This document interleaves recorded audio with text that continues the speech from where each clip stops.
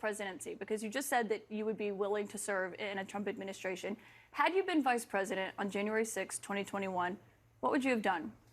I stood up for the Constitution. I believe No, it was what would you have done if you were vice president? I would not have done what Mike Pence did. I don't think that was the right approach. I specifically stand by what I said on the House floor, and I stand by my statement, which was there was unconstitutional overreach. There was unconstitutional overreach in states like Pennsylvania, and I think it's very important that we continue to stand up for the Constitution and have legal and secure elections, which we did not have in 2020. And the tens of millions of Americans agree with me, Caitlin. Well, I would say the Supreme Court in the state of Pennsylvania said that Republican passed changes to their law was constitutional. But it's notable to hear you say, given you're in the running to be the vice president, that you would have rejected those votes. Come this election, when Vice President Harris is in that position, would you be okay if she rejected the votes if Donald Trump wins? Listen, we need to make sure the election is constitutional and legal. We're talking about Democrats. Legal.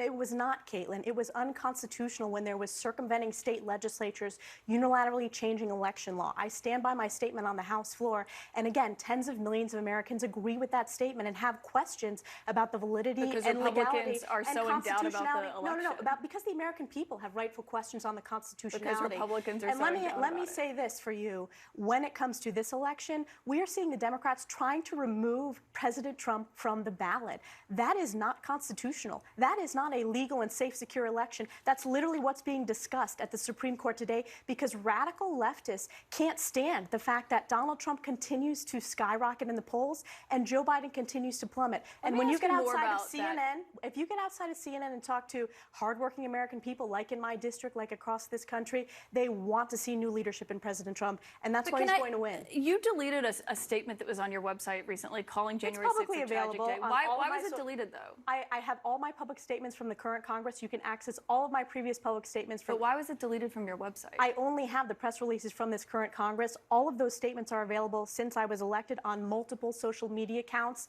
and you can access it there. Just so it wasn't a retraction of what you said? No, certainly not. I have press releases for this current Congress.